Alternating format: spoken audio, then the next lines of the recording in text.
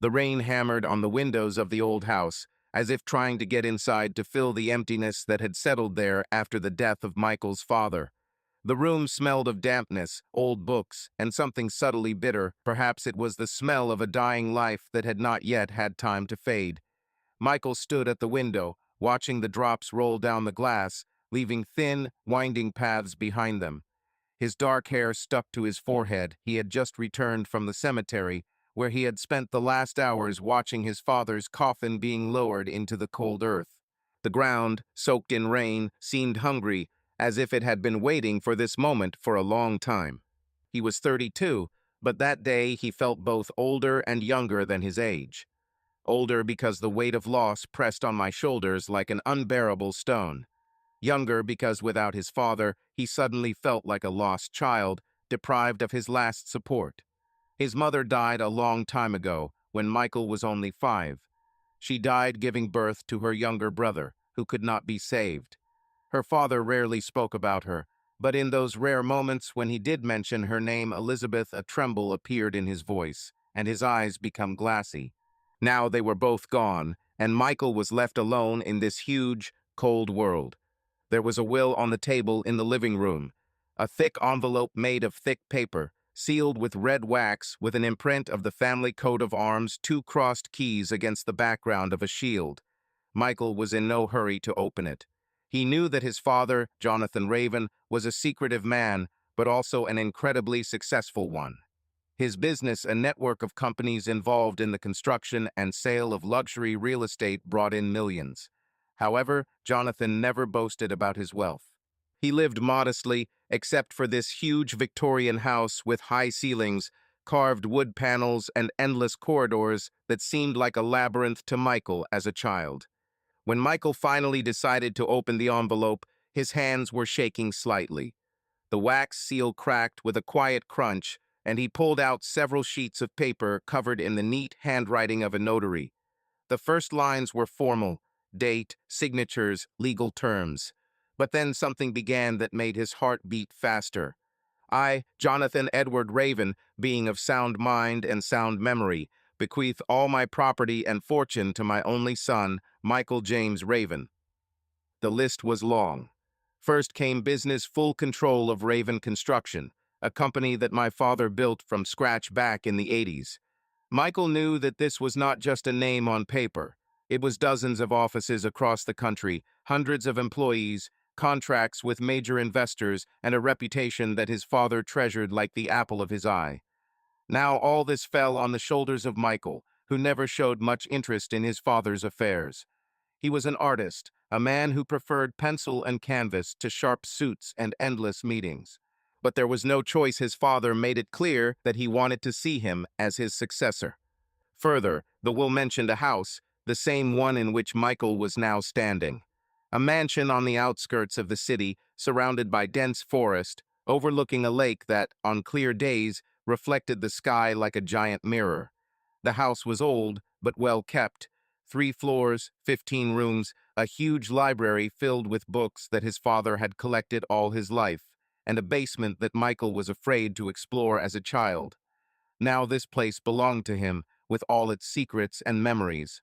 The next point was the dacha, a cozy 2-story cottage in the mountains, where he and his father went every summer while Michael was a teenager. There was a wooden dock by the river where his father taught him to fish, and a fireplace where they warmed themselves on cold evenings, telling each other stories. Michael had not been there for 10 years, but in his memory the dacha remained a corner of peace, where time seemed to stand still. The will continued. 3 more houses, one in the city center, a modern penthouse with panoramic windows, the second on the coast, overlooking the ocean, and the third somewhere in Europe, in a small village that Michael had never even heard of. His father had never mentioned these places, and now they seemed to Michael like mysteries that he had to solve. But the most shocking thing was the last point: bank account. The amount specified in the will forced Michael to reread it 3 times to make sure that he was not blind from rain or fatigue. 9 digits. 9. More than $100 million lay in an account that now only he had access to. It was not just money, it was an entire empire that his father left him as an inheritance. Michael put the papers down and ran his hand over his face, trying to comprehend the scale of what had just fallen on him. He stood up and walked around the room. The floorboards creaked under his steps, and outside the window the wind howled as if mourning Jonathan's departure. Michael walked over to the fireplace, where the coals from the night before were still smoldering, and glanced at the photograph in the silver frame. It was him, and his father Michael was about 12 years old. He was holding a fishing rod in his hands and smiling, and Jonathan stood next to him, putting his hand on his shoulder. It was one of the few memories when my father seemed truly happy. After the death of his mother, he changed. He became silent, withdrawn, as if part of his soul left with her. Looking back now, Michael knew his father had been preparing him for this moment. All those conversations about responsibility, about how everything we build must have meaning, these were not just words. Jonathan knew his time was limited. He died of lung cancer, which was found too late. He spent the last months in the hospital, refusing visitors, even Michael. "I don't want you to see me weak," he said in their last phone conversation. And now he left, leaving Michael not only with wealth, but also with questions that had no answers. Michael returned to the table and picked up the will again. He felt a lump growing in his chest, a mixture of anger, pain, and confusion. Why didn't his father tell him about all this earlier? Why didn't you prepare it? And what to do now with this huge empire that has fallen on him out of the blue? He was an artist, not a businessman. He knew how to draw sunsets and people's faces, not sign contracts and manage people. The rain outside the window intensified, and the room became darker. Michael lit the old lamp on the table, and its warm light dissipated the darkness a little. He sat down in his father's chair, massive, upholstered in dark leather, with armrests polished by his hands over the years. Closing his eyes, Michael tried to imagine what his father would say if he were here. "You are stronger than you think, son," a familiar hoarse voice sounded in his head. But at that moment, Michael didn't feel strong. He felt lonely. Somewhere in the house, a clock struck midnight. 12 booming blows echoed through the empty corridors, reminding us that time cannot be stopped. They will lay before him like a map of uncharted territory. This was not just a list of assets. It was a new life that his father left him. And now Michael had to decide what to do with her. A week has passed since Michael buried his father. The days passed slowly, as if time had decided to give him a break to comprehend the changes that had befallen him along with the will. He still hadn't gotten through the paperwork, called Raven Construction's office, or even opened the bank account the paperwork mentioned. Instead, he wandered around the huge house, sorting through his father's old things and trying to figure out how to move on with his life. The silence pressed on him, broken only by the sound of rain on the roof and the occasional rumble of thunder in the distance. But in this silence, a new sound appeared, a ringing knock on the door. At first, Michael thought it was his imagination. He was sitting in the library, leafing through one of his father's volumes on the history of architecture, when he heard it again. The knocking was persistent, but not sharp, rather friendly, as if someone did not want to scare him. Michael put the book down, got up from his chair, and headed towards the front door, straightening his disheveled shirt, which he had not changed since yesterday. Standing in the doorway was Evelyn, the neighbor who lived across the street. The warm, sweet smell of freshly baked dough emanated from the basket. "Michael, darling, I brought you a pie," she said, smiling so warmly that even the cold wind blowing across the porch seemed not so harsh. "Apple with cinnamon. You love cinnamon, don't you? Your father always praised my recipe." Michael nodded, although he wasn't sure if he had ever mentioned cinnamon. Evelyn visited them during her father's life infrequently, but regularly. She brought either pies or cookies or a pot of homemade soup, especially in recent months, when Jonathan no longer got out of bed. Her concern was unobtrusive but sincere, and Michael appreciated it, although he rarely told her about it directly. "Thank you, Evelyn. Come in." He stepped aside, letting her inside. She walked in, shaking the rain from her coat, and placed the basket on the table in the hallway. Then she looked around, as if checking to see if anything had changed in the house since her last visit. "How are you, Michael?" she asked, taking off her gloves. "You look tired." You don't sit locked up all day, do you? Almost, he admitted, smiling slightly. There is a lot to do, but little strength.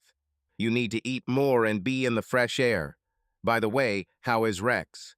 I saw him running around the yard in the morning, just as smart as ever. Rex was their dog, a huge shaggy dog, a cross between a Labrador and something else equally large. His father started it about 8 years ago, when Michael was already living separately, but every time he returned home, he could not help but become attached to this restless beast. Rex was part of the family, and Evelyn often looked after him when her father and Michael were away. She loved dogs, and Rex seemed to reciprocate her feelings, wagging his tail every time she showed up at the gate with another bowl of treats. Rex is fine, Michael replied. He's just bored, probably. I don't go out with him as often as my father. Well, if anything happens, call me, Evelyn winked. I'll be happy to take him for a walk. He's such a handsome guy. It's a pity if he stays locked up like you. They walked into the kitchen, where Michael put the kettle on the stove. Evelyn insisted on cutting the pie right away, and soon the aroma of apples and cinnamon wafted through the room. She chatted about the weather, how her roses were holding up in this endless rain, and that a new yarn store had opened in town, where she bought wool for her next scarf. Michael listened to her with half an ear, but her voice had a calming effect, like white noise, dispelling dark thoughts. This went on for several days. Evelyn began to come in more often, sometimes with a plate of ginger biscuits, sometimes with a jar of homemade jam. She didn't ask about the will, the business, or how Michael was coping with the loss, but her presence was like an anchor, preventing him from completely drowning alone. Rex also enjoyed her visits. He rushed around the yard, chasing the old tennis ball that Evelyn brought especially for him. And then, on one of those gray March days, everything changed. Michael heard a familiar knock on the door and opened it to see Evelyn, but this time she was not alone. Next to her stood a girl tall, with long brown hair gathered in a messy ponytail and green eyes that looked at him with slight curiosity.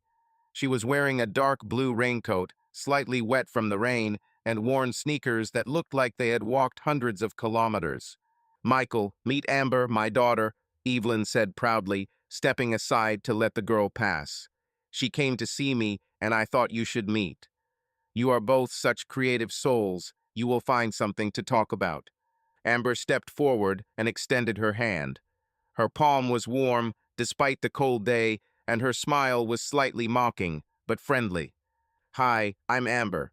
Mom isn't exaggerating. She really thinks that I'm a genius, although I just take pictures of everything, she said, and there was a slight irony in her voice. Michael shook her hand, feeling something tremble inside. He did not expect guests, especially such alive ones. After a week spent in the company of old books and a silent Rex, Amber seemed like a flash of light in this dim house. Michael, he introduced himself. I draw, sometimes. Sometimes it's better than never, she answered, looking around the hallway. It's like you're in a museum here, in a good way. Evelyn laughed and patted her daughter on the shoulder. That's it, I'll leave you to chat. I'll go feed Rex. He's probably already waiting at the door with hungry eyes. She walked out into the yard, leaving Michael and Amber alone. There was a short pause, but Amber quickly broke it, nodding towards the basket of cookies that Evelyn had left on the table. Mom seems to have decided to feed you. This is her way of taking care of people. You'll get used to it. I'm already getting used to it, Michael smiled, feeling for the first time in a week that his smile was not forced. Would you like some tea or coffee?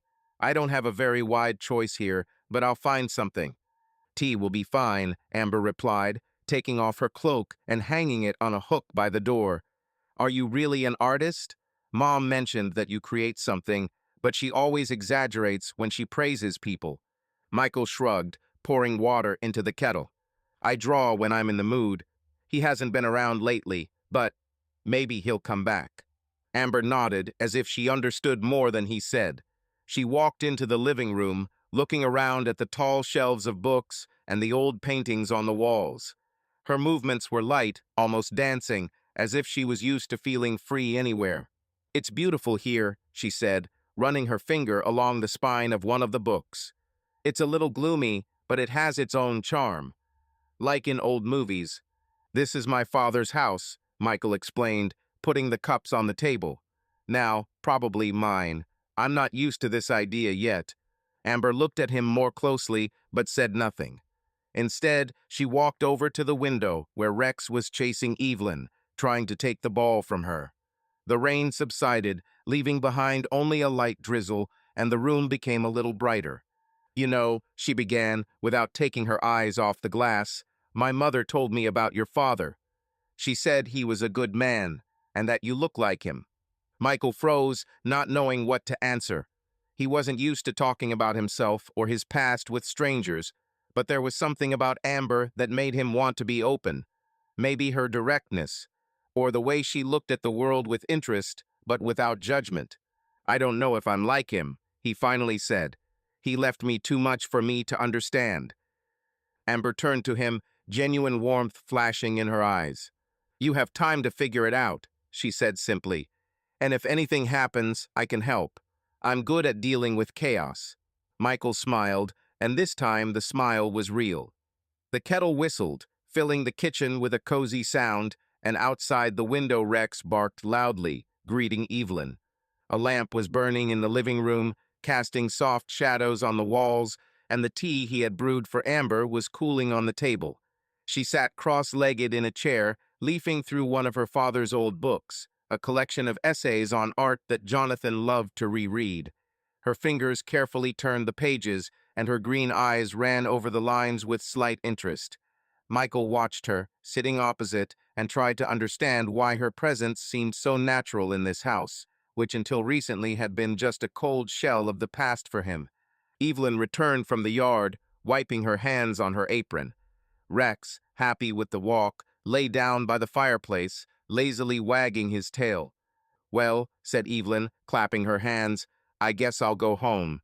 It's already late, and I still need to water the roses while the ground is damp.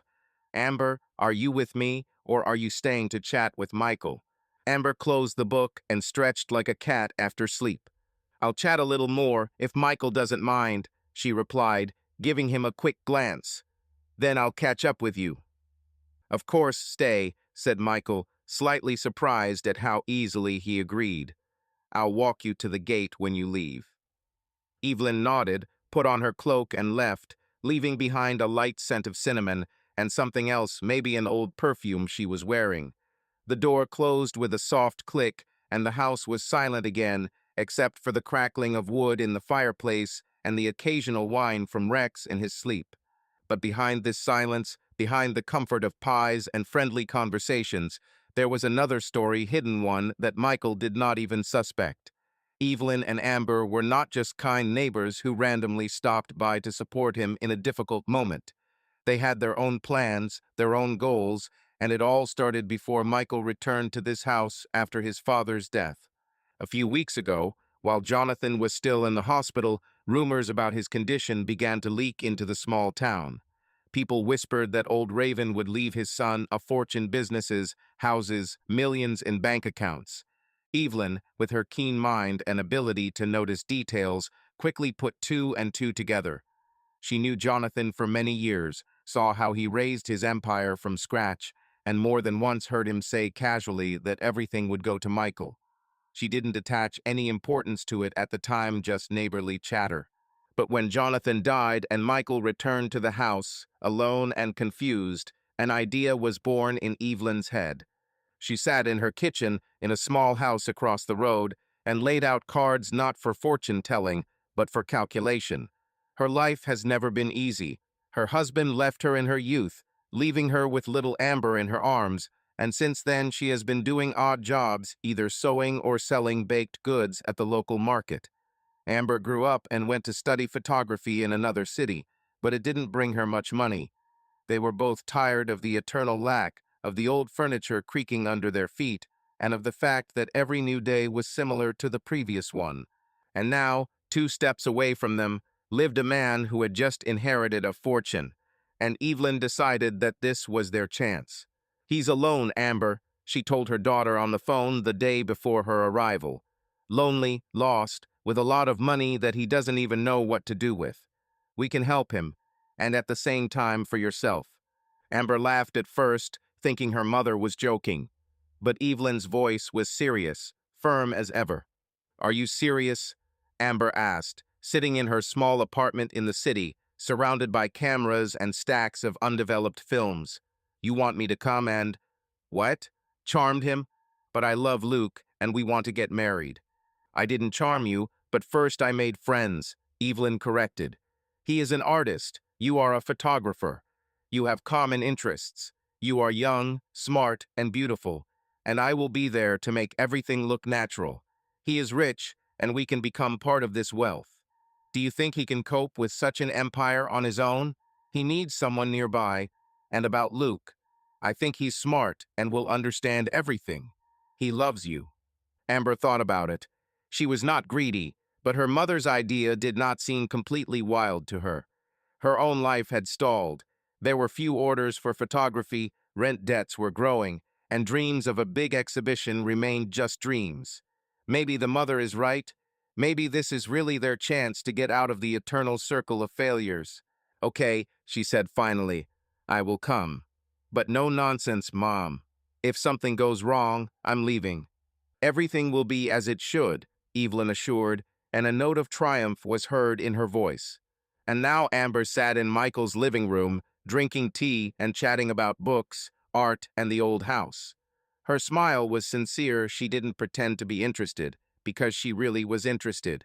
Michael seemed to her not just a rich heir, but a man with depth, with a story that she wanted to know.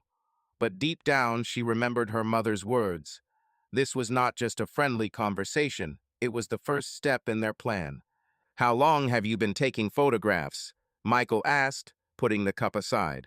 Amber tilted her head slightly, as if contemplating her answer. "Since childhood, probably. My mom gave me an old Polaroid when I was about 10. Since then, I haven't been able to stop." "And you? When did you start drawing?" "It's too early," he replied. "My father always said that I have my mother's hands. She painted while she was alive." Amber nodded, and her gaze softened. She liked listening to him not only because of the plan, but also because there was something real in his voice that she had not heard in her environment for a long time. But then she pulled herself together. She shouldn't get too carried away. She and her mother are here not for the sake of friendship, but for the sake of the future. It was getting dark outside, and the fog was getting thicker. Rex raised his head as if sensing something, but immediately fell asleep again. Amber finished her tea and stood up. "I guess I'll go. Mom is probably already waiting. Thanks for the tea, Michael. It was great to chat."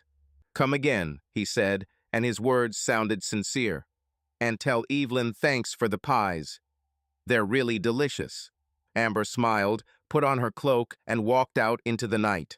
When she crossed the road and entered her mother's house, Evelyn was waiting for her in the kitchen with a cup of herbal tea in her hands. "Well, how?" she asked, narrowing her eyes. "Okay," Amber answered, kicking off her sneakers. "He's nice, not what I expected." "That's good," Evelyn said, taking a sip. "The closer you get to him, the easier it will be to arrange everything. He's trusting, I see. The main thing is to take your time." Amber looked at her mother, feeling a slight pang of conscience. She liked Michael, not as part of the plan, but as a person. But she pushed those thoughts away. He and his mother had a goal, and it was too late to retreat. A month has passed since Amber first crossed the threshold of Michael's house. During this time, her visits became part of his daily routine, like morning coffee or the bark of Rex greeting the dawn. She came with a camera on her shoulder, with new stories about her filming, or simply with a smile that dispersed the shadows in his soul. Evelyn also came by, with cakes, cookies, or just to chat, but now her presence was in the background, and Amber was the center of Michael's attention. It all started unobtrusively. Amber knew how to be close, without overstepping boundaries, but at the same time filling the space. One day, she suggested taking a walk with Rex to the lake that lay behind the house. The day was clear, rare for March, and the sun reflected on the water, turning it into a golden mirror. They walked along the shore, Rex rushed ahead, chasing ducks, and Amber talked about her latest photo shoot, an abandoned mill, where she photographed the play of light and shadows.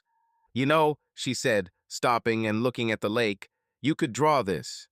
You have a talent for seeing beauty where others don't." Michael looked at her, surprised by her words. He had not picked up a pencil for a long time, but her faith in him, so simple and sincere, awakened something inside. That evening, he took out an old sketchbook and began to draw first the lake, then Rex, and then, almost unconsciously, her profile, with a slight smile and a strand of hair falling across her face. Amber noticed this the next time she came in. She was leafing through his album while he was preparing tea and suddenly froze. "Is it me?" she asked, looking up at him. There was no coquetry in her voice, only surprise and something else warm, almost tender. Michael was embarrassed, feeling the blood rush to his cheeks. "Yes, just a sketch." "You're an inspiration," he admitted, and it was true. She smiled, not the mocking smile with which she first appeared, but soft, almost intimate. Something has changed since that day. Amber became closer not only physically, but also emotionally. She started touching his arm as she laughed at his jokes, held her gaze a little longer than necessary, and said things that made his heart race. One evening, when the rain was again pattering on the roof, she stayed late. They sat by the fireplace, Rex dozed at their feet, and her photographs lay on the table, black and white photographs of the forest, the city, people. Michael looked at them, amazed by her talent, and she told how she caught every shot. "You're amazing," he said quietly, almost involuntarily. "I haven't met anyone who sees the world this way." Amber turned to him, and there was a twinkle in her eyes. She leaned closer, her hair brushed his shoulder, and her voice became lower, softer. "And you see me, Michael," she answered, "and I like it." At that moment, he could not stand it. He leaned over and kissed her at first carefully, as if afraid to scare her away, but she responded with such passion that all doubts melted away. Her lips were warm, with a slight taste of mint tea, and there was something more than just attraction in this kiss. For Michael, this was the moment when the world, which had shrunk to emptiness after the death of his father, suddenly expanded again. From that evening, their meetings moved to a new level. Amber seduced him not only with her beauty, but also with her intelligence, attention, and ability to listen. She asked about his childhood, about his mother, about how he felt when he painted. She shared her dreams about an exhibition in a big city, about travel, about a life full of freedom. And Michael, without noticing it, began to see in her not just a girl, but his muse, his queen. She became everything to him, a light in the darkness, meaning in the chaos that his father left behind. They started dating officially. Amber moved in with her mother for a while, but spent most of her days with Michael. They walked through the forest, went to the dacha, where he showed her the old pier, and even started working together. He drew, and she took photographs. Evelyn watched this with a smile, sometimes winking at her daughter when Michael wasn't looking. Their plan went like clockwork. Amber won his trust, his heart, and now he couldn't imagine life without her. One day, 3 months after their first kiss, Michael made up his mind. It was on the coast, in one of the houses he had inherited. They came there for the weekend, a huge mansion overlooking the ocean, with white walls and endless windows. In the evening, they were sitting on the terrace, listening to the sound of the waves, and Michael suddenly stood up, took her hand, and dropped to one knee. "Amber," he said, looking into her eyes, "you changed my life. I don't know what I would do without you. You are my world, my queen. Marry me." A ring flashed in his hand, a simple one with a small emerald matching the color of her eyes. He chose it a week ago, secretly from her, in a jewelry store in the city. Amber froze, her face lit up with surprise, and then she smiled the same smile that took his breath away. "Yes, Michael," she answered, and there was so much emotion in her voice that he did not notice the slight shadow that flashed in the depths of her eyes. "Of course, yes." He placed the ring on her finger, and they embraced, standing under the stars while the ocean sang its eternal song. At that moment, Michael was happier than ever. He saw everything in her, his love, his future, his destiny. The wedding took place a month later. It was a modest celebration in the garden of Michael's house. A few friends, Evelyn, beaming with pride, and Rex, who was getting in the way with a red bow around his neck. Amber wore a white dress, simple but elegant, with her hair flowing in the wind like the waves of the sea. Michael couldn't take his eyes off her. When the priest pronounced them husband and wife, he kissed her, feeling that he had finally found a home, not within the walls of the mansion, but in her. Evelyn stood to the side, holding a glass of champagne. She looked at her daughter and Michael, and her lips stretched into a thin smile. The plan worked. Amber became part of Michael's life, and therefore part of his wealth. But while the guests were laughing and raising toasts, Amber, standing next to her husband, suddenly felt a pang of something incomprehensible, either guilt or fear. She looked at Michael, at his open, happy smile, and for the first time she thought, what if she had gone too far? But the moment has passed. She squeezed his hand, and the celebration continued. They were married, and it was a new beginning for Michael. 6 months have passed since Michael and Amber got married. Life, which until recently seemed like a heavy burden to Michael, has now become his element. His father's inheritance business, houses, millions in accounts no longer frightened him. He not only accepted it, but made it his own. Raven Construction flourished under his leadership. New contracts, ambitious projects, respect from partners. Michael turned out to be an unexpectedly good businessman attentive to detail, but with a flair for big opportunities. He signed a $100 million deal with a Chinese company, launched construction of a luxury residential complex, and even began to think about expanding abroad. A rich life became familiar to him. The mansion, once gloomy and empty, was now full of light and comfort. Amber decorated it with her photographs, black and white landscapes, portraits of random passers-by, pictures of Rex sleeping by the fireplace. They went to a dacha in the mountains, where Michael was repairing an old pier and Amber was filming sunsets. The house on the coast became their favorite place to relax, the sound of the waves, the salty wind, endless evenings on the terrace. Michael bought a new SUV, shiny and powerful, and for Amber he ordered the latest model camera that she had been dreaming of. Rex also did not stand aside. They built an enclosure for him in the yard, although he still preferred to sleep on the carpet in the living room. Amber was there, his support and inspiration. She went with him to business dinners, charming everyone with her smile and wit. She listened to his stories about difficult negotiations, encouraged him when he doubted, and even suggested business ideas that turned out to be surprisingly practical.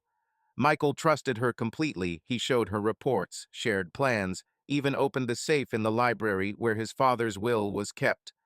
For him, she was not just a wife, but the queen of his world, and he did not notice how tightly she entered his life. But behind this idol, there was another story, hidden one about which Michael had no idea. Evelyn, Amber's mother, did not sit idly by. Her visits with pies and jam continued, but now a new sparkle appeared in her eyes, cold, calculating. She saw how Michael turned into a successful tycoon, how his wealth grew every day, and she knew that this was her and Amber's chance not just to live better, but to become part of something huge. But for this, we needed a plan as reliable as a steel trap. One evening, when Michael was in town for a meeting with investors, Evelyn called Amber over. Amber walked in, shaking the rain from her coat, and glanced at the documents. "What is this, Mom?" she asked, sitting down at the table and taking the cup of herbal tea that Evelyn had already poured for her. Evelyn wiped her hands on her apron and sat down opposite. Her face was serious, almost stern, and her voice was quiet, so that even the walls could not hear. "This is a marriage contract," she said, pushing the papers toward her daughter. "I talked to a lawyer, an old acquaintance. He put everything together just right. If it comes to divorce, and the reason is Michael's infidelity, you will receive 70% of his property. Company, mansion, houses, bills, everything." Amber froze, holding the cup in her hands. She looked at her mother, then at the papers, and her brows furrowed. 70%? She asked again. "Mom, are you serious? Michael doesn't even look at others. He loves me." Evelyn leaned closer, her eyes narrowed. "Loves today, Amber, and tomorrow. He is rich, young, and successful. Such men do not sit still. Money and power change people. I've seen this 100 times. Do you think he will always look at you like he does now? It's insurance, honey. Our ticket to the future. And besides, maybe you don't need him to cheat on you. We can just arrange it. Amber put down her cup and took the contract. She skimmed the text legal terms, percentages, conditions. Everything looked cold, calculating like a robbery plan. And how do you propose to do this? She finally asked, her voice quieter than usual. He won't sign it just like that. Evelyn smiled a thin, sly smile that made her look like a fox. He shouldn't know what's inside, she said.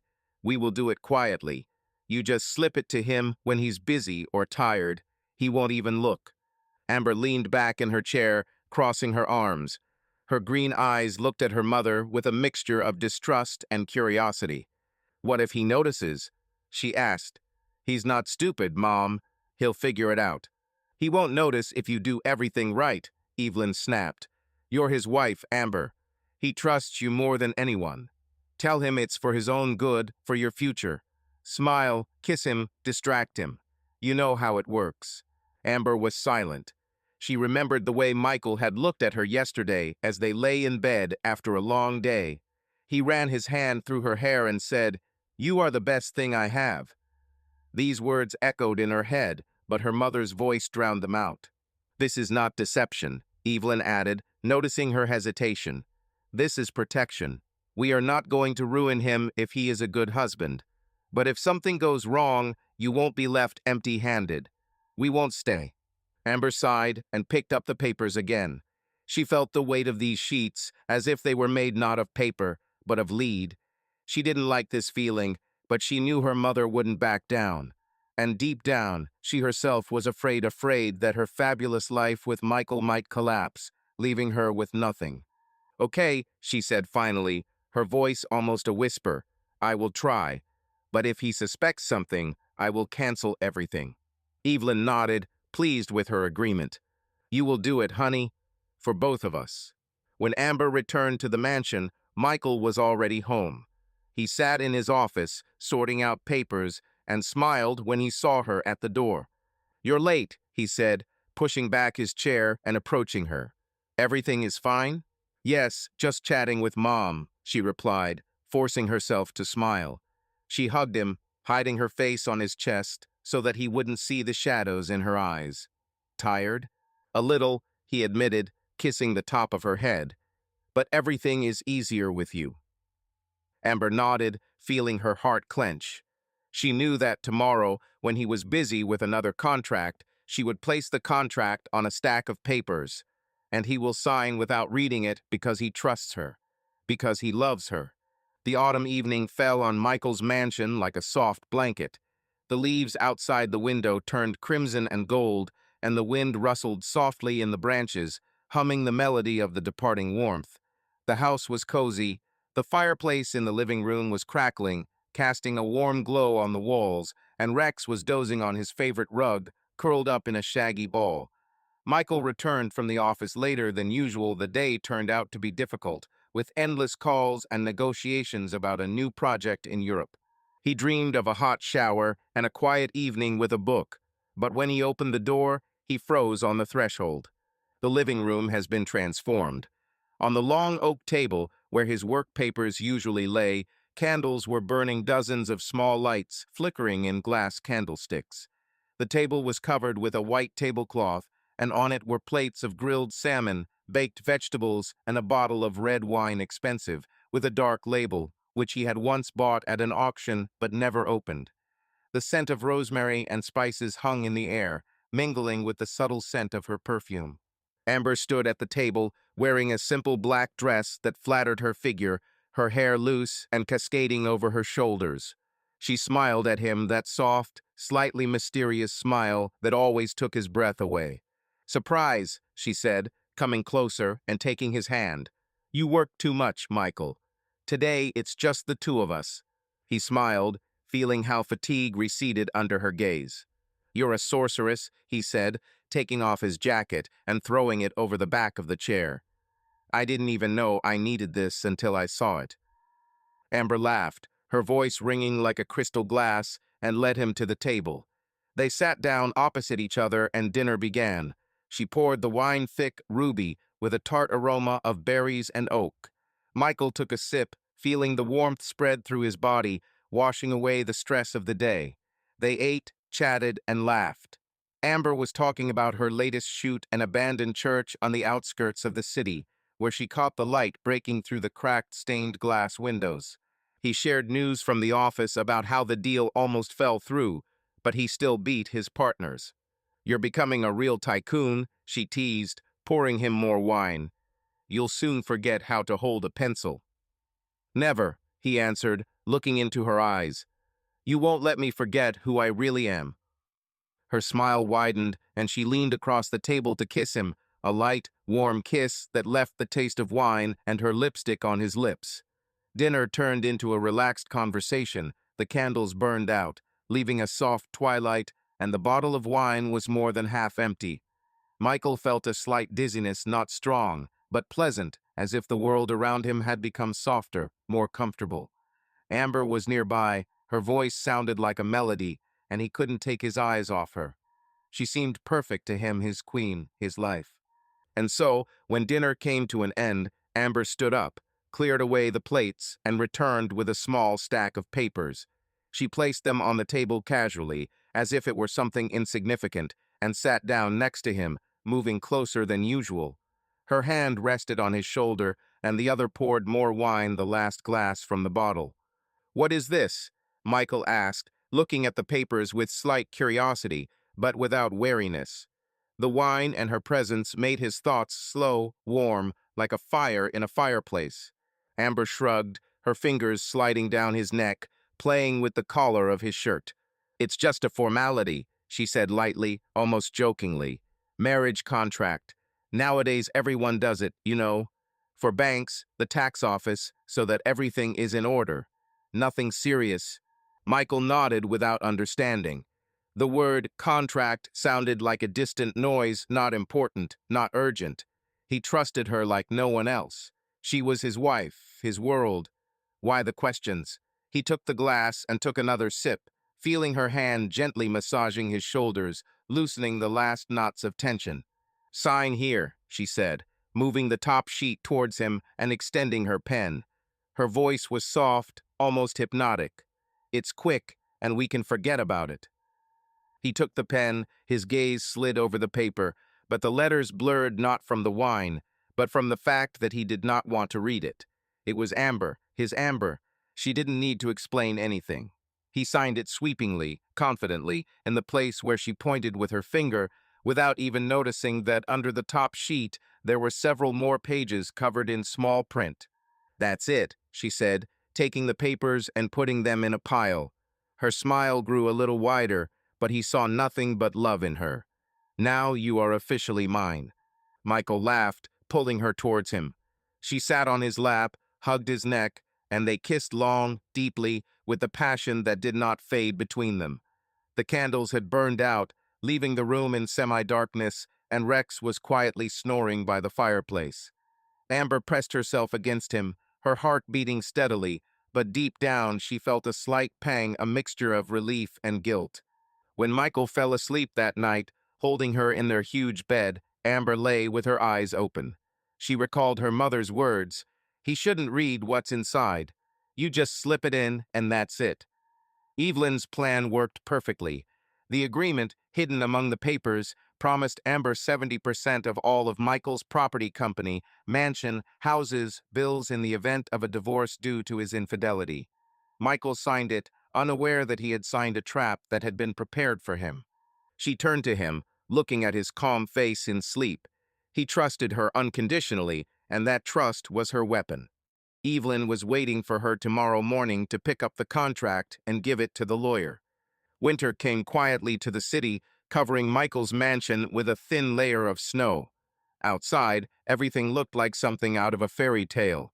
Trees with white caps, a lake frozen and sparkling under the rare rays of the sun, smoke from a chimney curling in the frosty air. It was warm inside the house. The fireplace was burning almost every evening, Rex stretched out by the fire, and Michael and Amber seemed to live in their own little world. He returned from the office with New Victory's Raven construction was thriving, and his name was increasingly appearing in business magazines. She greeted him with a smile, dinner, and stories about her photography sessions. Their life looked perfect, like a postcard that you want to put on a shelf and admire. But behind this picture, there was another reality, a secret, dark one, which Michael did not even suspect. Amber, his queen, led a double life, and her heart, which he considered his, was divided between him and another man. Luke appeared in her life even before she came to her mother at Evelyn's request. He was a photographer, like her, tall, with disheveled dark hair and piercing blue eyes. They met at an exhibition in the city where Amber was showing her work. Luke was bold, free, with an energy that attracted her like a magnet. Their romance began quickly, passionate meetings in his small studio, nights full of conversations about art and dreams, promises to each other to escape from everything and live the way they wanted. But then her mother called her home, and Amber left, leaving Luke with a promise to return. Now, having become Michael's wife, she has not broken off this connection. Luke was her secret, her weakness, which she hid behind smiles and care for her husband. They met furtively in a motel on the outskirts of the city, in abandoned places that she supposedly rented for her projects, or even at Evelyn's house when Michael went on business trips. Luke was the opposite of Michael, not rich, not stable, but alive, wild, like the wind she couldn't catch. And Amber, without noticing it, was immersed deeper and deeper into this game. One day, a week after that romantic dinner where Michael signed the contract, Amber met with Luke in an old barn outside the city. The snow crunched under her boots, and she held a camera in her hands, her alibi in case of questions. Luke was waiting for her inside, sitting on a haystack, cigarette in hand. His jacket was shabby, and his eyes were hungry, like those of a man who had waited too long. "You're late," he said, exhaling smoke and looking at her with a slight grin. "Sorry," she replied, putting the camera on the floor and moving closer. "Michael stayed at home. I had to wait until he left for the office." Luke put out his cigarette on the board and stood up, hugging her. His hands were cold, but his embrace was warm, and Amber felt her body respond to him, despite the cold of the barn. "How much longer, Amber?" he asked, pulling away and looking into her eyes. "You promised it wouldn't last long. I'm tired of waiting." She sighed, looking away to the snow-covered window. "Soon, Luke. Everything is almost ready. He signed the contract. If I can prove he cheated, I will get 70% of everything: money, company, houses. We'll go wherever you want. We will live the way we dreamed." Luke narrowed his eyes, his lips curling into a crooked smile. "Treason? Is he already running after someone?" "No," she admitted, shaking her head. "But Mom is working on it. She will find a way. She always finds it." Evelyn really didn't sit idly by. She was the brains of their plan, the puppeteer who pulled the strings while Amber played her part. After Michael signed the contract, Evelyn took the papers and handed them to the lawyer to make everything official. But this was not enough. A reason for divorce was needed, and not just a reason, but one that would activate the 70% condition: cheating husband. Evelyn knew that Michael was as loyal to Amber as a dog is to his owner, but she also knew how the world worked. People are weak, especially men with money, and she began to manipulate the situation. She began to appear more often in the mansion, starting conversations with Michael about his work, about women who revolve around successful men. "Be careful, dear," she said with feigned concern as she poured him tea. "These secretaries and business partners, they see you as more than just a boss." Michael laughed, dismissing her words, but the seed of doubt had been sown not in him, but in her own plans. Evelyn began to look for ways to set him up, making friends with his colleagues, sending someone who could seduce him at a party or on a business trip. She even considered hiring a private detective to fabricate evidence if nothing worked out on its own. Meanwhile, Amber continued to balance between two worlds. During the day, she was an ideal wife. She prepared breakfast for Michael, kissed him before leaving, and discussed his successes. At night, when he fell asleep, she wrote messages to Luke, promising him a future full of freedom and money. Her conscience sometimes woke up, especially in those moments when Michael looked at her with that open, almost childish love. But she drove these thoughts away, repeating to herself the words of her mother. This is for our sake, for a better life. That evening in the barn, Luke pulled her close to him again, his lips finding her neck, and she closed her eyes, giving in to the moment. I believe you, Amber, he whispered, his voice hoarse with desire. But don't make me wait too long. I'm not one to divide. You won't have to, she answered, hugging him tighter. It will all be over soon. When she returned home, Michael was already there. He sat in his office, sorting out papers, and smiled when he saw her at the door. Where were you? He asked, leaning back in his chair. I was filming the sunset at the old barn, she lied, walking up and kissing his forehead. She's just frozen. Come here, I'll warm you up, he said, opening his arms. She sat on his lap, feeling the warmth of his body, and for a moment she wanted to tell him everything about Luke, about the treaty, about the plan. But she remained silent, burying her face in his shoulder. Evelyn, meanwhile, was sitting at home, leafing through her notebook. Her fingers stopped on the number of an old acquaintance, a person who could arrange the necessary accident. She smiled as she dialed the number. The plan was moving forward, and she had no intention of stopping. Michael was sitting in the living room, leafing through reports, when the doorbell rang. Rex raised his head, barked warily, but did not run to meet him. He felt something was wrong. Michael put the papers aside and went to open it, expecting to see Evelyn with another pie or a courier with documents from the office. But an unfamiliar woman stood on the threshold. She was thin, with short blonde hair spilling out from under a knitted hat and eyes full of anger. Her coat was shabby, and in her hands she was holding a large envelope, which she was clutching as if it were a weapon. Are you Michael Raven? She asked sharply, her voice trembling with cold emotion. Yes, he answered, frowning. Who are you? My name is Sarah, she said, stepping forward despite his attempt to close the door. I'm Luke's ex-girlfriend, and I have something you should see. Michael froze. The name Luke meant nothing to him, but Sarah's tone, her tense posture, and that envelope in her hands made his heart beat faster.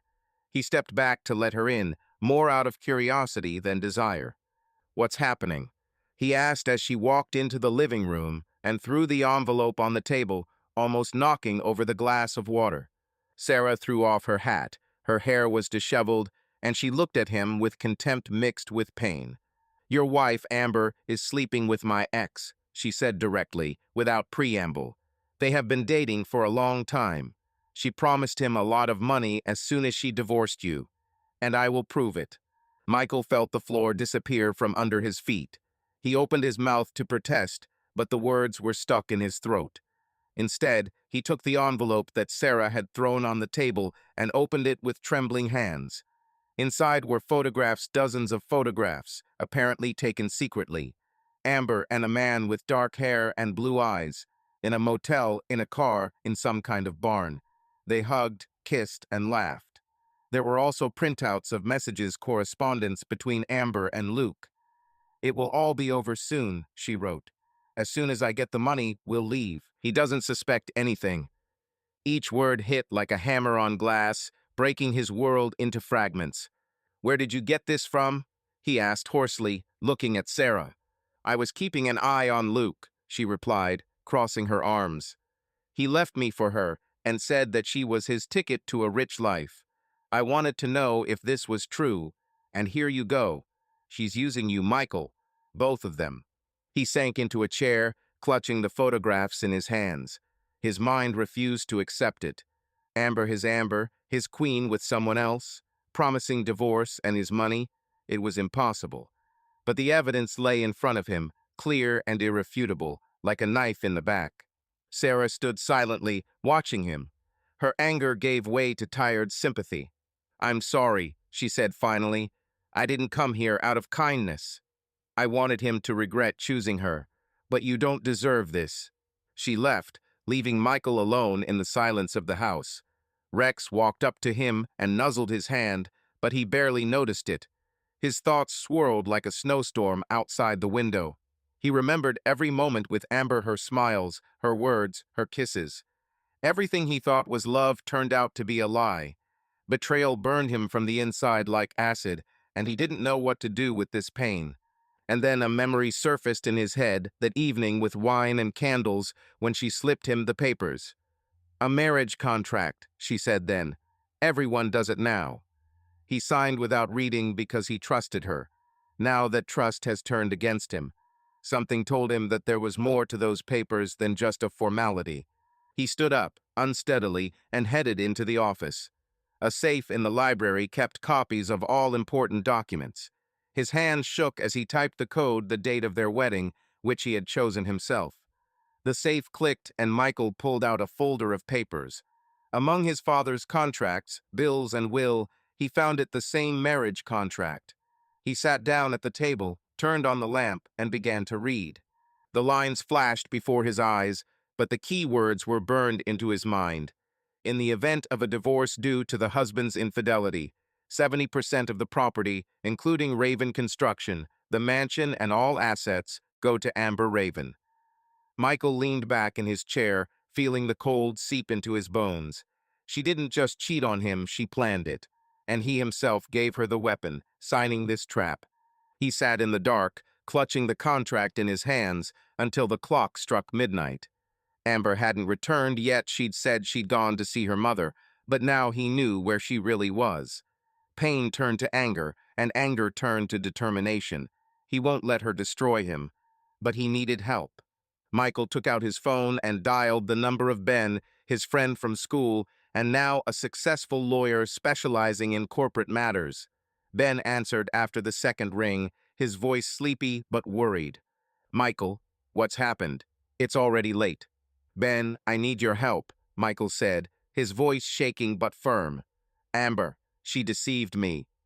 There is an agreement that I signed. I don't know what to do." "Come to me right now," Ben answered without hesitation. "Bring everything you have. Let's figure it out." Ben opened the door before Michael could even knock.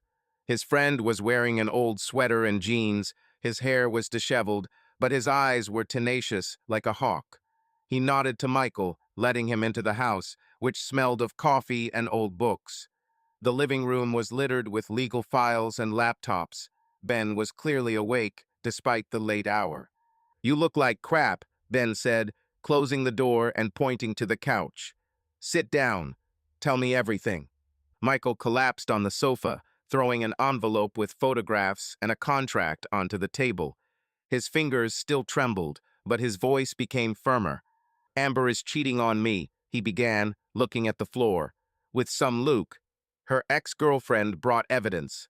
They are planning a divorce so that she takes 70% of everything the company, houses, money. I signed this, Ben. I signed it myself like an idiot." Ben took the contract, put on his glasses, and began to read, his eyebrows furrowing with each line. Then he opened the envelope, flipped through the photos and messages, whistling. "Damn, Michael, this is serious," he said, leaning back in his chair. "She and her mother are real spiders. This agreement is a ticking time bomb. If she proves your betrayal, you will lose almost everything. But if she herself cheats, this does not change anything. There is no reverse condition." Cleverly composed. Michael clenched his fists, feeling the anger rise again in his chest. "I didn't cheat on her, Ben. I never even thought about it. She was everything to me. Now, what should I do? Watch her ruin my life?" Ben shook his head, his gaze sharp as a blade. "No, we won't watch. We will act. Does she want to play this game? Okay, we'll play by her rules, but we'll turn the board over." Michael looked up at him with hope flashing through his eyes. "What do you mean?" Ben stood up, walked around the room, then stopped at the table and tapped his finger on the agreement. "Her plan depends on proving your betrayal. So we will give her this proof, but on our terms. We'll stage your infidelity so that she believes it, files for divorce, and then we'll expose her own game. If done correctly, the contract will become her trap, not yours." Michael frowned, trying to grasp the point. "Faking treason? How?" Ben smiled the cold, predatory smile that appeared on him when he found a loophole in a case. "We'll put on a show.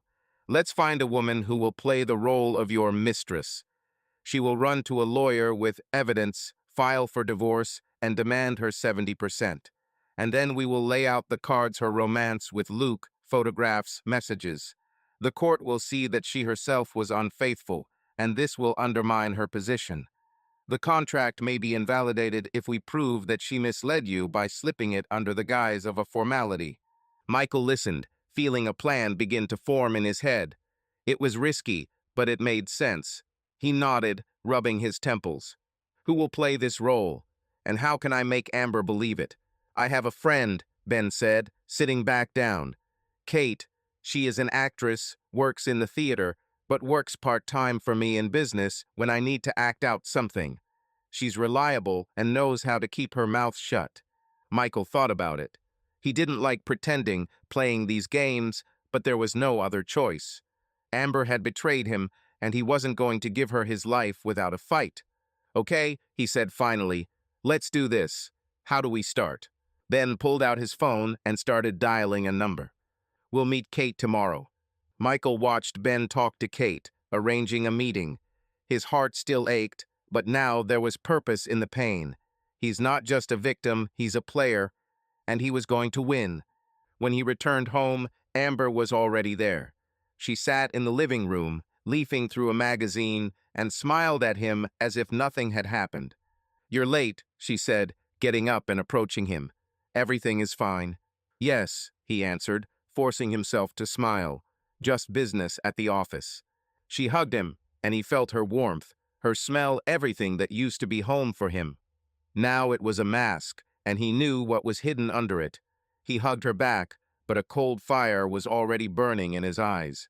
The next day, he met Ben and Kate at a cafe on the outskirts of town. Kate turned out to be a short brunette with sharp eyes and a slight smile. She shook his hand and said, "Don't worry, Michael. I'll do everything clean." She will believe it. They discussed the details. 2 weeks passed in a blur, but each day was a step in a chess game that Michael and Ben played with cold precision. Outside, winter had frozen the city, but inside Michael's mansion, passions were seething, hidden behind smiles and routine. Amber had no idea that her own plan was collapsing as she continued to play her role as the ideal wife, cooking breakfast, kissing him goodbye, going off to take pictures of landscapes. Michael knew where she was really going, and that knowledge fueled his determination. Ben wasted no time. While Michael kept up the facade, his friend rummaged in the shadows, collecting dirt on Amber. He hired a private detective, a silent guy named Tony, who knew how to remain invisible. Tony followed Amber, recording her every encounter with Luke. The photos piled up, them in a motel, hugging outside a car, kissing in an abandoned barn. There were also call recording snippets of conversations where Amber promised Luke quick riches and a life without worries. Ben filed it all away like a hunter collecting trophies, preparing for the final blow. Meanwhile, Michael began his part of the plan. Kate, the actress hired by Ben, turned out to be a master of her craft. Michael decided to stage the final act at his home, where Amber would not be able to ignore the betrayal. He warned Kate in advance, and Ben arranged for Tony to be nearby, recording Amber's reaction. The plan was simple. Amber should catch them together, cause a scandal, and believe that she caught him red-handed. That evening, Amber said that she was going to her mother, but Michael knew that she would return earlier. Evelyn, under any pretext, sent her home to keep an eye on him. He arranged everything perfectly. Dim lights in the living room, a bottle of wine on the table, quiet music from the speakers. Kate arrived in a dark dress, with her hair down, and they sat on the sofa, pretending to be passionate about each other. Rex, suspecting nothing, dozed by the fireplace. When the door slammed, Michael tensed, but didn't show it. Amber walked into the living room, her steps slowing and her face pale in shock. She saw them, Michael and a woman, half naked. She was not at a loss and took out her phone and started taking pictures. The scene was clear and Amber exploded. "What the hell is this?" she screamed, throwing her bag on the floor. Her voice trembled with rage. but there was a spark of triumph in her eyes. "Are you serious, Michael? At our house?" Kate stood up, feigning embarrassment, and muttered something like, "Oh, I better go." Michael stood up, feigning a guilty look. "Amber, it's not what you think," he began, but she didn't let him finish. "Not what I think," she interrupted, stepping closer. "I see that you are here with some woman of easy virtue. Did you think I wouldn't find out?" She screamed, her face turning red and her hands clenched into fists. Michael remained silent, allowing her to vent her anger. He knew that she was confident of her victory. The agreement he signed was her trump card. Kate quietly slipped out of the house as planned, leaving them alone. "We're done, Michael," Amber said, her voice as cold as the winter wind. "I'm filing for divorce. You yourself destroyed everything." She turned around, grabbed her bag, and left, slamming the door so hard the windows shook. Michael stood in the middle of the living room, feeling the silence envelop him. Rex raised his head, barked in surprise, but immediately fell asleep again. Everything went according to plan. The next day, Amber, confident of her victory, went to see a lawyer. Evelyn was with her, beaming with pride. They filed for divorce, citing Michael's infidelity. She demanded 70% of his fortune, as stated in the agreement, and already imagined how she would split the money with Luke, how she would move away from this city with him. Evelyn patted her on the shoulder, whispering, "You did great, honey. We did it."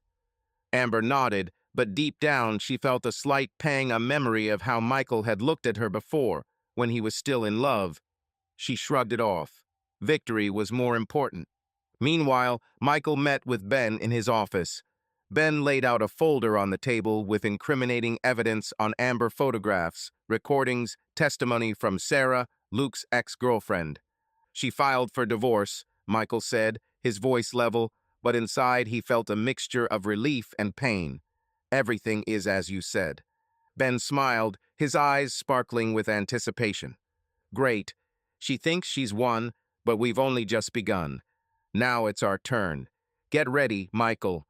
We will blow her plan to pieces." Michael nodded, looking out the window at the snowy city.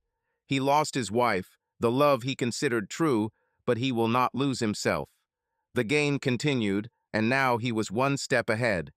The courtroom was cold and sterile, despite the warm March day outside. The sun broke through the high glass, casting long shadows on the wooden benches, but a tense silence reigned in the room, broken only by the rustling of papers and occasional coughs. Michael sat at the table next to Ben, his face calm, but inside he could feel the blood pounding in his temples. Across the aisle, Amber sat with Evelyn and their lawyer, a polished man in an expensive suit who smiled confidently, as if victory was already in his pocket. Amber looked put together, with her hair pulled back into a neat bun and a dark suit that showed off her determination. Next to her, Evelyn nervously fiddled with her purse, but her eyes sparkled with anticipation. The divorce hearing began a week ago after Amber filed a lawsuit accusing Michael of cheating. Her lawyer confidently referred to the prenuptial agreement, demanding 70% of Michael's fortune, the Raven Construction Company, the mansion, houses, bills. Amber beamed with confidence, thinking that she had caught him in a trap that she had set herself. She already saw herself with Luke, living in luxury on his money while he was left with nothing. But Michael and Ben were waiting for this day. They took their time showing their cards, allowing Amber and her lawyer to lay out everything they had. Ben sat with a slight smile, leafing through the folder in front of him, and Michael was silent, looking straight ahead. He felt the pain of betrayal, but now it was seasoned with cold rage and a desire for justice. The judge, an elderly woman with a stern face and sharp eyes, tapped her gavel to call for order. "Defendant's side, your word," she said, looking at Ben. Ben stood up, straightened his tie, and walked towards the center of the room, holding a thick folder in his hands. "Your Honor," he began, his voice level but powerful, "my side does not dispute the fact of the existence of a marriage contract signed by Mr. Raven. However, we contend that this agreement was signed under false pretenses and that the plaintiff, Miss Amber Raven, was in breach of her marital covenant, rendering her claim void. We have evidence." The hall froze. Amber's lawyer frowned, and she glanced quickly at her mother. Evelyn pursed her lips, but remained motionless.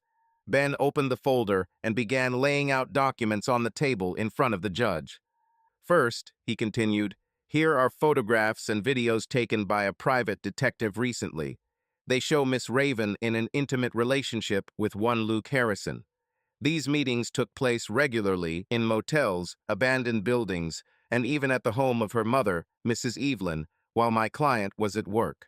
He handed the judge a stack of photographs. Amber and Luke in an embrace, kissing in a car, entering a motel arm in arm. The video footage Tony had taken was attached to the flash drive, clear footage of Amber's voice clearly saying, "Soon it will all be ours, Luke." The hall began to buzz, and Amber turned pale, her hands clenched on the armrests of the chair. Secondly, Ben continued, without giving her time to come to her senses, here is the correspondence between Mrs. Raven and Mr. Harrison, as well as with her mother, Evelyn.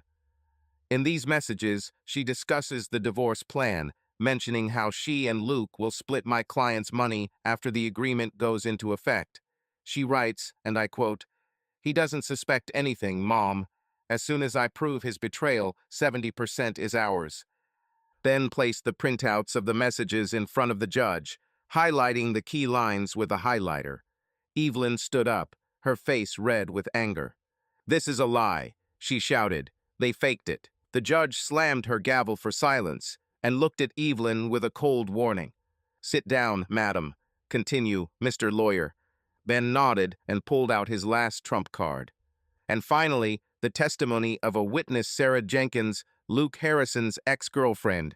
She confirms that Miss Raven promised Harrison a share of my client's fortune after the divorce. Here is her written statement, certified by a notary. He held out the document, and the judge took it, reading it carefully. Amber looked at Michael, her eyes wide with horror and disbelief. She realized that the game had turned upside down, but could not say anything. Her lawyer tried to object to something, but his voice was drowned in the flow of evidence. Michael stood up, his gaze meeting hers. For the first time in weeks, he looked at her without pain, only with cold clarity.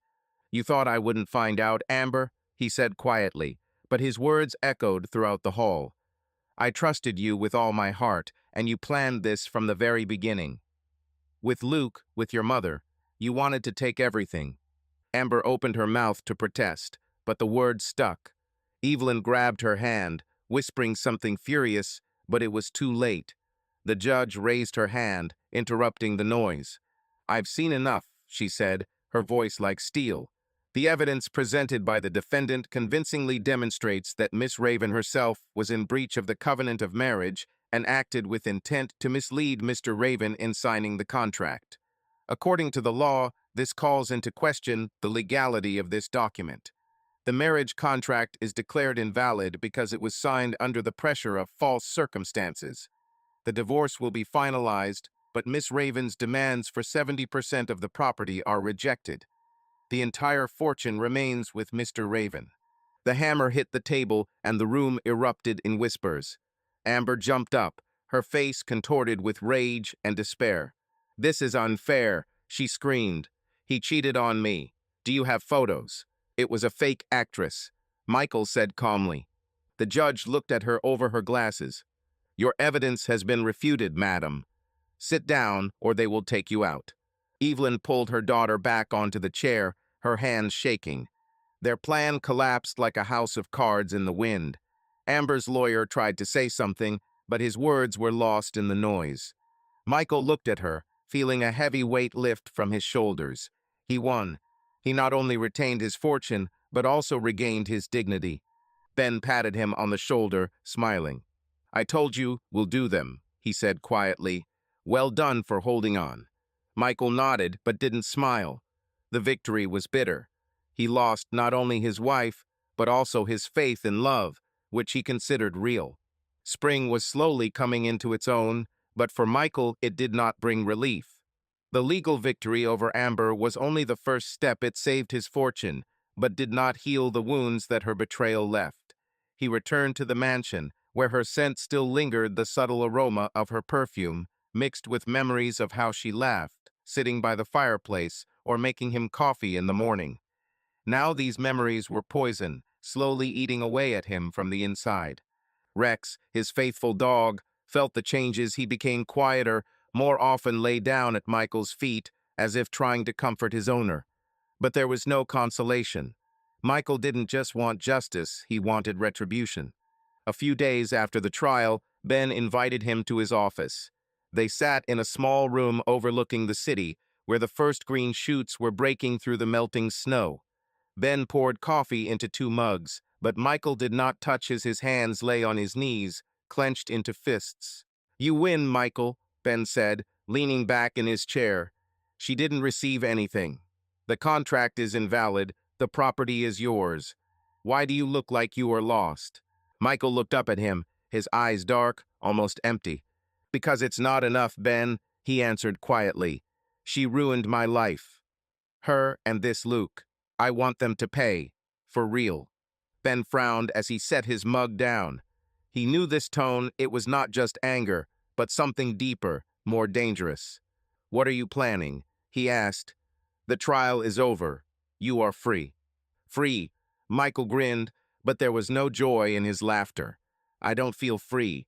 I want Luke to answer for everything. He slept with my wife, planned to take my money. I want him to suffer." Ben paused, looking at his friend. Then he sighed and pulled out a thin folder from his desk drawer. "I didn't want to show you this until you calmed down," he said. "But since you are so inclined, here's what I learned about Luke while I was gathering dirt on Amber." He placed the folder in front of Michael. He opened it, and his eyes ran over the lines. Luke Harrison wasn't just a photographer with a tumultuous personal life. He was deeply in debt, hundreds of thousands of dollars that he owed to people he knew better than to mess with. Financial fraud, fraud involving the sale of fake works, loans from underground lenders. Ben found out that Luke got involved with a local gang, violent guys who do not forgive delays. His debt was growing with interest, and he had been hiding from them for months, hoping that Amber's money would save him. Michael closed the folder, his lips pressed into a thin line. "Where is he now?" he asked. Tony was watching him, Ben answered. "He rents an apartment on the outskirts." "But Michael, think about it. It's dangerous. These people." "I'm not asking you to interfere," Michael interrupted. "Just give me their contacts. I'll figure it out myself." Ben was hesitant, but there was something in Michael's eyes that made him give in. He wrote the number on a piece of paper and handed it to his friend. "Be careful," he said. "This is not a game." Michael nodded, took the paper, and left.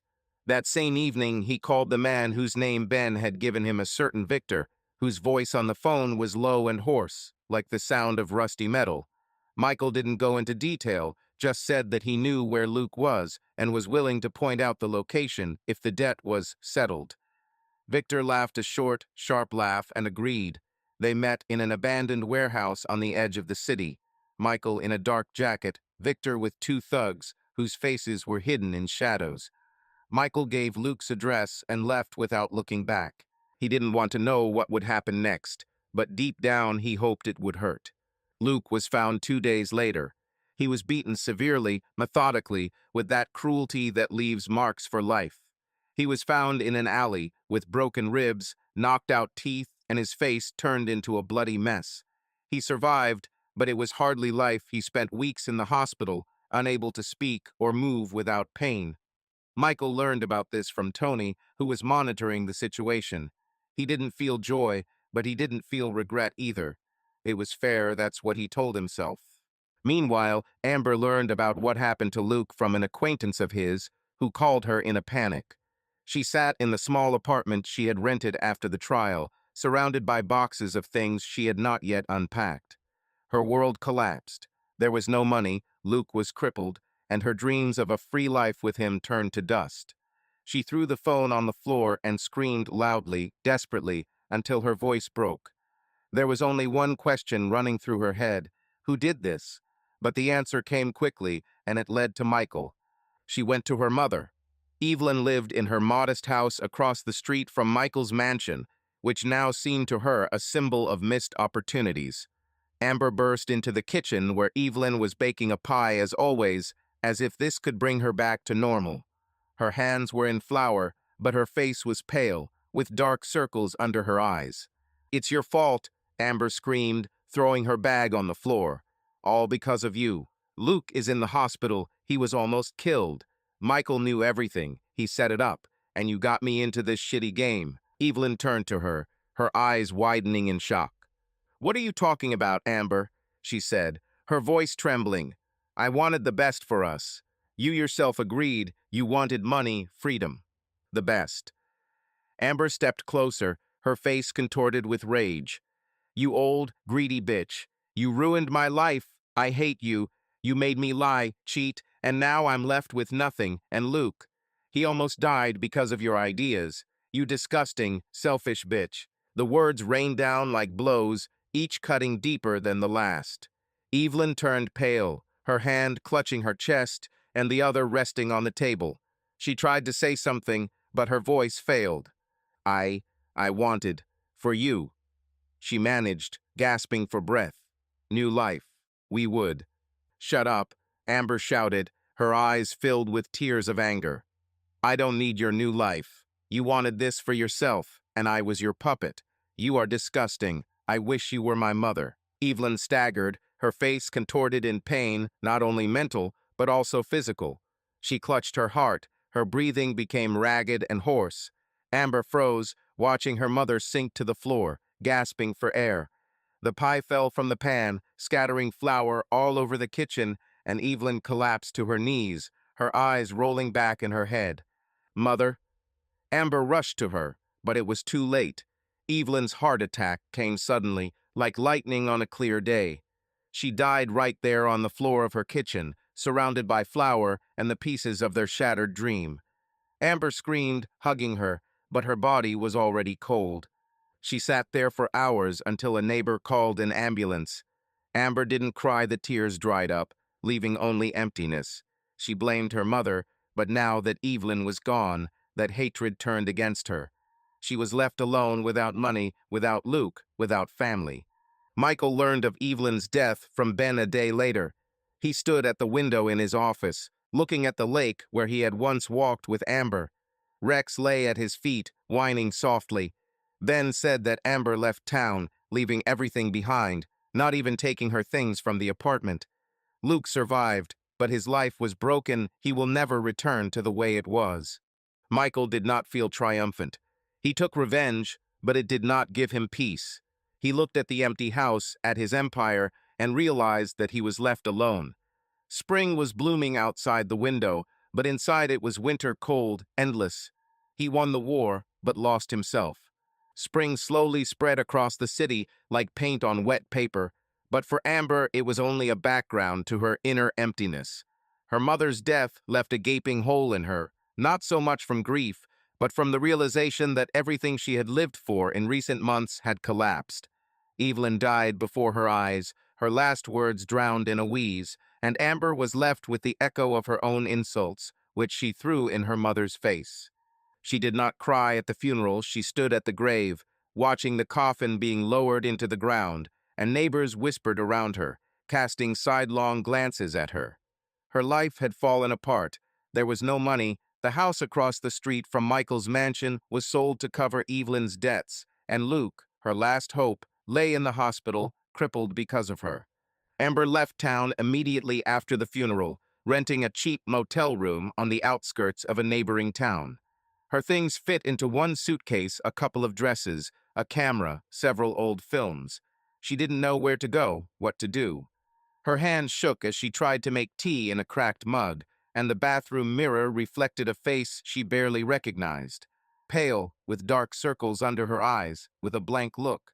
She has lost everything: Michael's love, his wealth, her mother, and now, perhaps, Luke. But he was the only one who still connected her with the past, and she decided to find him. Luke left the hospital a week after he was found in the alley. His body was broken, his ribs were set crookedly, his jaw ached with every word, and his face was covered with scars that turned his once daring beauty into a rough mask. He returned to his old apartment, a cramped studio with peeling paint and a damp smell. There was no money, the creditors retreated, having received theirs through his pain, but he knew that this was not the end. He blamed Amber. Her plan, her promises, her lies had led him to this. Amber knocked on his door on a cloudy day when the sky was as gray as her thoughts. She stood on the threshold in an old raincoat, with her hair wet from the light rain. Her heart beat unevenly. She didn't know what she expected from this meeting, but she needed to see him, to hear at least something that would give her meaning back. Luke opened the door slowly, leaning on his crutch. His blue eyes, once so vibrant, were now dull and full of anger. He looked at her, and his lips curled into a painful smile. "You?" he croaked, his voice weak but poisonous. "What do you want, Amber?" She stepped forward, her hands shaking, but she tried to control herself. "Luke, I wanted to see you," she said quietly. "Find out how you are.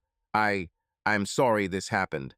He laughed, a sharp, barking sound that immediately turned into a cough. He retreated into the room, leaving the door open, and she followed him in. The apartment was in disarray. Empty bottles on the floor, dirty dishes in the sink, an old mattress in the corner. Luke collapsed into a chair, throwing his crutch next to him, and stared at her. "Are you sorry?" he asked, his voice trembling with anger. "You are a merciless creature, Amber. It's because of you that I'm here, because of your fucking plans. You promised me money, life, but instead I received broken bones and a debt that almost killed me." Amber winced, her eyes filled with tears, but she did not look away.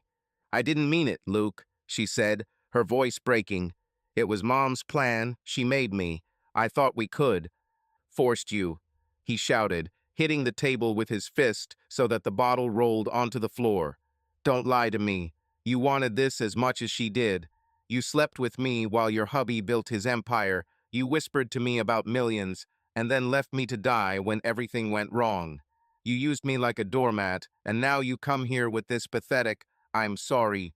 She stepped towards him, holding out her hand, but he recoiled, his face contorted with pain and hatred. "Don't touch me," he barked. "Do you think I will believe your tears?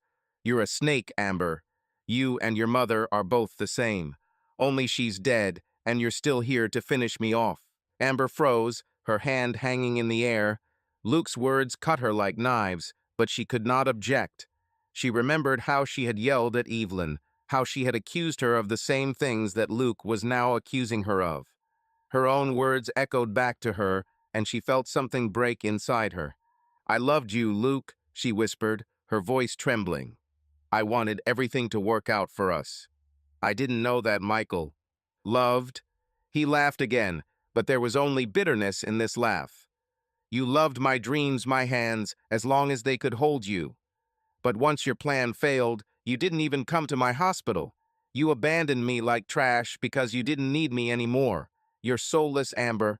Get out of here." She stood looking at him, tears streaming down her cheeks, but he did not soften. His eyes were cold, alien, and there was not a trace left in them of the passion that once connected them. "Go away," he repeated, his voice becoming quieter but firmer. "I don't want to see you. Never. You are nothing to me." Amber stepped back, her legs shaking. She wanted to say something else to justify herself, to beg, to explain, but the words were stuck in her throat. She turned and left without closing the door. The rain picked up, pattering on her cloak, but she didn't feel the cold. She walked down the street, not knowing where, tears mixed with the water on her face, and his voice was spinning in her head. Ruthless creature. And she knew he was right. Luke remained in the apartment, staring at the empty doorway. His hand clenched on the edge of the table until his knuckles turned white. He hated her for the pain, for the betrayal, for the fact that she ruined his life. But underneath this hatred, emptiness smoldered. He lost everything: Sarah, Amber, his body, his dreams.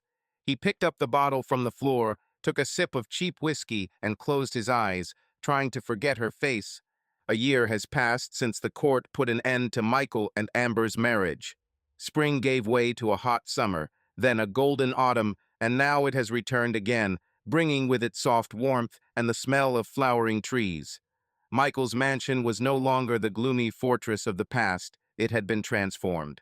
The walls that once held the echo of betrayal were now painted in light colors, and the photographs of Amber had disappeared, giving way to new paintings his own.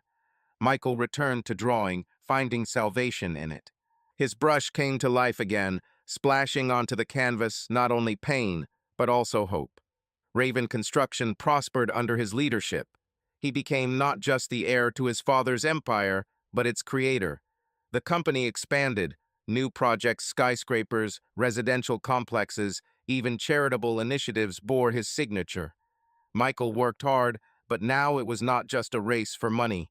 He wanted to leave a mark, something more than wealth. His employees respected him, his partners trusted him, and he himself began to feel that the life that Amber had destroyed was taking shape again.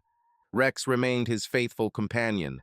The dog had aged, his fur had turned gray, but he still greeted Michael at the door with his tail wagging and slept by the fireplace, just like in the old days. Sometimes Michael looked at him and thought that Rex was the only thing left from the life where he was happy with Amber.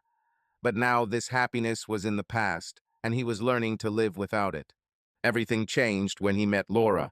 It happened by chance at a local art exhibition where Ben dragged him, claiming that he stopped hiding in the office. Laura was an artist short, with dark curly hair and hazelnut eyes that glowed when she talked about her work. Her paintings were bright, full of life, and Michael, standing in front of one of them, a sunset over a lake, felt something inside him tremble. They started talking, first about canvases, then about life. She was straightforward, with an easy laugh and a sincerity that left no room for falsehood. Laura didn't know about his wealth, his past, and that was refreshing. Their meetings became more frequent: coffee in small cafes, walks in the park, evenings in her studio, where she taught him how to mix paints, and he told her about his childhood, about his mother, about how he lost faith in people. She listened without judging, and gradually Michael realized that for the first time in a long time he was not afraid to open up. Laura was not Amber, there was no calculation in her, only warmth that slowly melted the ice in his heart. 6 months later, he proposed to her. It was not on the coast, not with an expensive ring, but in her studio, among canvases and the smell of paint. He simply took her hand, stained it with ochre, and said, "You gave me back my life, Laura. Be with me." She laughed, hugged him, leaving paint marks on his shirt, and said yes. Their wedding was a quiet one, just close friends, Ben as best man and Rex, who proudly wore a bow on his collar. Michael looked at Laura in her simple white dress and felt like he had finally found home. Now, a year later, they were expecting a child. They turned one of the rooms of the mansion into a nursery. The walls were painted soft yellow, and Michael himself painted clouds and birds on them. Laura joked that their baby would grow up surrounded by art, and he replied that he wanted the child to know that life can be beautiful. They decided to name him James in honor of Michael's father, whose will gave him a second chance. Sometimes, sitting on the terrace with Laura, Michael looked out at the lake and thought about how far he had come from that winter when his world had collapsed. Laura laid her head on his shoulder, her hand lay on his chest, and he felt her heart beating even real. It was love that he did not seek, but which found him on its own. Rex lay at their feet, quietly snoring, and her laughter sounded in the house, filling it with warmth. One day Ben came to visit with a bottle of whiskey and news. They sat in the office while Laura prepared tea in the kitchen, and Ben, leaning back in his chair, said, "I heard something about Amber. Thought you might be interested." Michael looked up from his glass, but his face remained calm. Amber had long been a ghost. He hadn't thought about her for months, but the name still caused a slight pang in his chest. "What's wrong with her?" he asked. Ben shrugged, but there was a hint of grim satisfaction in his voice. "She drank herself to death. He lives somewhere in the north, in some remote place. Works in a bar, but drinks more often than pours. People say she broke down after her mother died, and what happened to Luke. No one knows where he is, but they saw her thin as a shadow, with empty eyes. A pitiful sight." Michael nodded, looking out the window. He felt neither joy nor pity, only emptiness. Amber was part of his past, the woman who had nearly destroyed him, but now she was nothing. He remembered her green eyes, her smile, her lies, But these images faded, supplanted by Laura, her warmth, their future child. Let him live as he knows, he finally said. Her life is her choice. Ben nodded, raising his glass. Here's to your new life, Michael. You deserve it. They drank, and the conversation turned to other things, to business, to plans, to how Ben was going to be godfather to their son. Laura came in with a tray containing cups and her favorite gingerbread cookies and smiled at them. "What are you whispering about, boys?" she asked, sitting down next to Michael. "About how lucky I am," he answered, hugging her. She laughed, and the sound was music to his ears. Night fell over the mansion, the stars came out over the lake, and Michael stood at the nursery window, looking at the crib they had put together.